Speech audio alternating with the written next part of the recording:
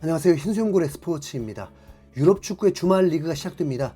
주중에 금요일 새벽에 맨시티가 브라이튼 원정을 떠나서 4대 0으로 그야말로 폭격을 해버리면서 역전 우승을 위해 달리기 시작했습니다. 일요일에서 월요일 넘어가는 0시 30분에 노팅엄과의 경기가 또 있는데 스쿼드 아시잖아요. 네. 아스날, 리버풀이 쫄 수밖에 없을 듯합니다.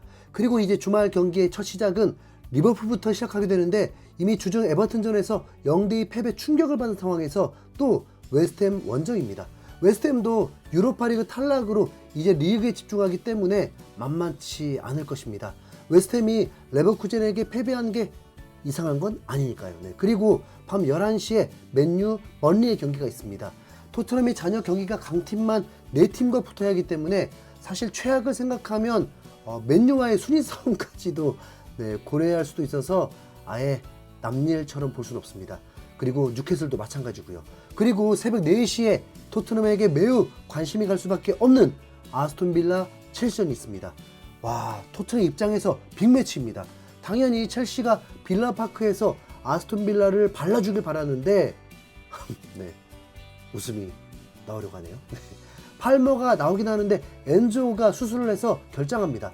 포체티노 감독도 선수들 통제 능력이 그리 좋아 보이지 않고 선수들 안에서는 리더도 없는 것 같아서 기대감이 안 들긴 하지만 돈값 한다면 또 모르죠. 그래도 첼시 파이팅.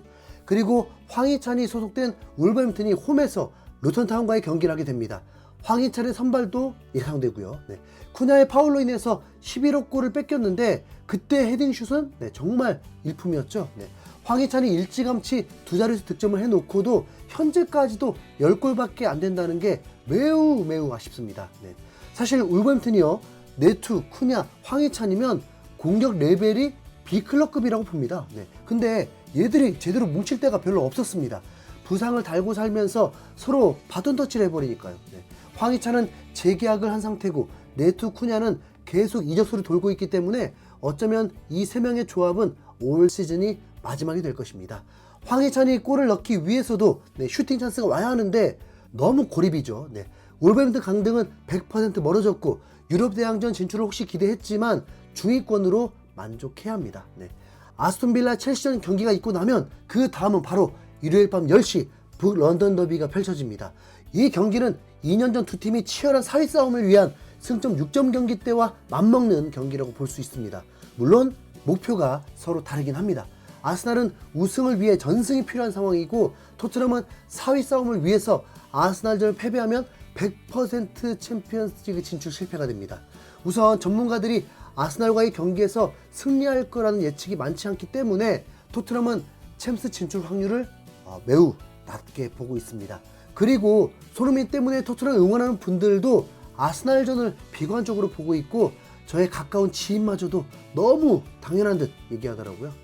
토트넘이 2주 동안 체력도 비축하고 오로지 아스날을 이기려는 준비를 했는데 그리고 11명이 아닌 12명 이상의 경기급 호스퍼 스타디움에서 열리는 경기고 지난 시즌 분열된 상황에서 홈에서 패배한 거 말고는 이 북런던 더비 토트넘이 홈에서만큼은 압도적으로 강했는데도 패한다? 첼시 원정 경기, 리버풀 원정 경기 더 이상 기대할 게 없게 되는 거죠. 이런 확신은 아마도 뉴캐슬전 대패를 받기 때문일 것입니다. 북런던 더비를 앞두고 구단에서는 캡틴 손흥민과 인터뷰를 했는데 이때도 손흥민은 뉴캐슬전 대패에 대해 사과를 하기도 했습니다. 그리고 선수들과 그 경기에 대해서 이야기를 많이 나눴다고 했고 이를 계기로 반등할 수 있다고 확신하고 있었습니다. 이번 일정이 토트넘에게 매우 좋은 시험 무대가 될 거라면서 자신했고 무조건이라고 말까지 했습니다. 그리고 엔지 감독의 인터뷰가 있었는데 영국의 한 기자는 대놓고 손흥민이 이 경기의 핵심 선수인 걸 인지하고 엔지 감독에게 손흥민이 얼마나 중요하냐고 어쩌면 식상할 수도 있지만 그만큼 이 경기에 손흥민만을 믿고 기대하고 있는 듯 질문을 했는데 엔지 감독도 부인하지 않으면서 손흥민을 의지할 수밖에 없음을 인정했습니다. 그리고 그동안 2주 동안 토트넘이 뭐 했을까 했는데 정말 훈련만 했다고 하더라고요. 그만큼 각오가 다른 상황인 거죠. 엔지 감독은 욕심이 없어서 순위가 중요치 않다고 한 게 아닙니다. 손흥민도 비슷한 뉘앙스였죠. 토트넘만의 색깔을 입힌 전술이 잘 만들어져서 어디까지 순위가 될 수 있는지, 그게 가장 높은 곳이 되길 원하고 있는 것입니다. 지금도 똑같겠죠. 손흥민도 토트넘만의 스타일을 그대로 유지할 거라고 했습니다. 그럼 이제 붙어보는 일만 남았죠. 기대해 보시죠. 다음 컨텐츠로 다시 돌아오겠습니다. 이상 흰수염고래였습니다. 감사합니다.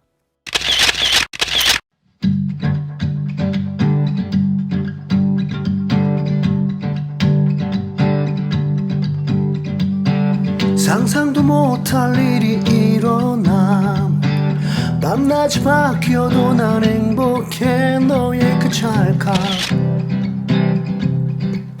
그 세레모니 득점한 옷이 왕이 젠 캡틴 유럽을 뒤흔든 월드 클래스 옷을 마셔도 레전드야. 소니의 시대를 우리는 살아가. 수백 개의 골보다 천만 배의 기쁨을 주잖아. 부러지고 금 가고 터지고 쓰러